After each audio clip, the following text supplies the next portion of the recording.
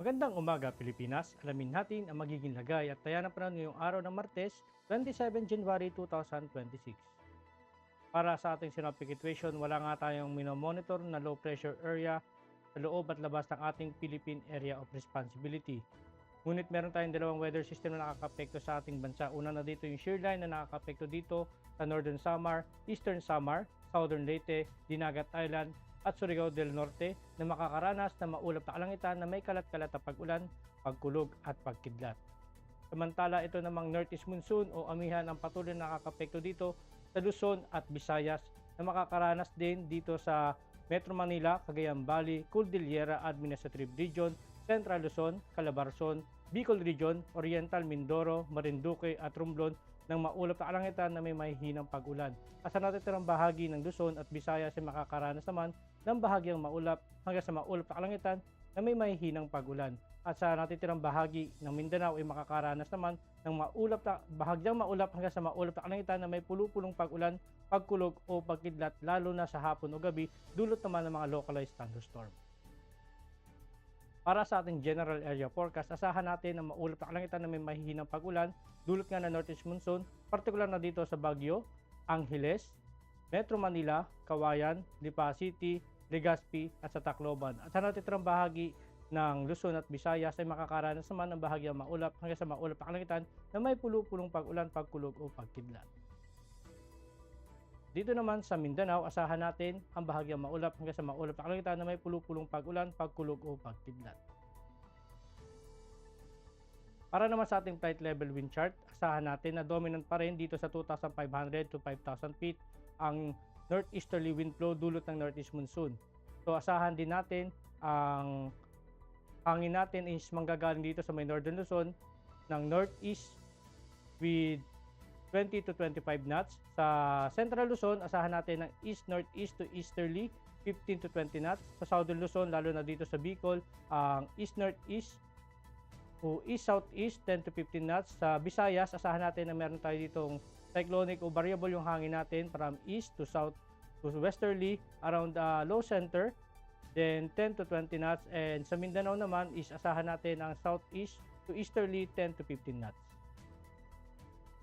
Dito naman sa 10,000 to 18,000 feet, asahan natin dito sa Northern Luzon o sa malaking bahagi ng Luzon ang northeasterly wind flow dulot nga ng northeast monsoon. Pero dito sa may part ng Visayas at Mindanao ay may nakikita tayong cyclonic na paggalaw. So asahan din natin na magkakaroon tayo dito ng possible weak low pressure.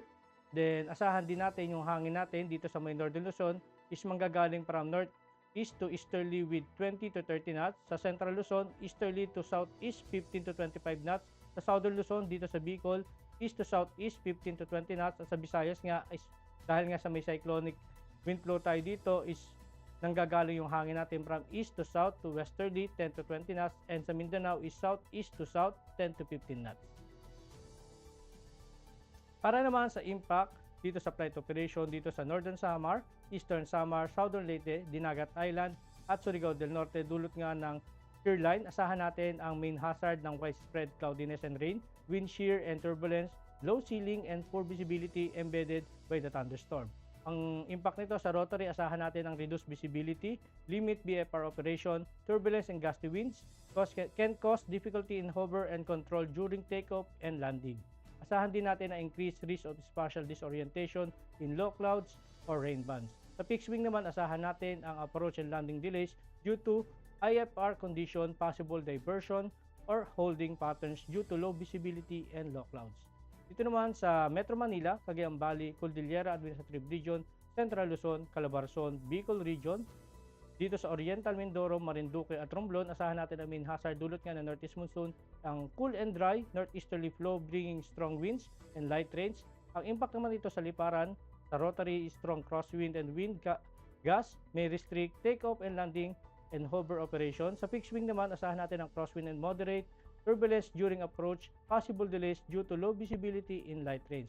Sa natitirang bahagi ng Mindanao, asahan natin dulot nga ng localized thunderstorm or easterlies is minimal impact, generally fair condition, isolated delays ang impact nito sa ating liparan. Ang araw ay sumikat kaninang 06:25 at lulubog mamayang 17:53. Meron tayong 65% increasing moon illumination. Para maging updated sa lagay at taya ng panahon, ipalo lang ang aming social media accounts ng Air Force Weather Center. At yan lang po lagay ng ating panahon at sa ngalan po ng aming commanding officer na si Colonel Alvin John Cugador, Pop Jesse, ako si Staff Sergeant Edmar B. Sagadraca Jr., Philippine Air Force Weather Broadcaster ng Air Force Weather Center. Muli magandang umaga, Pilipinas!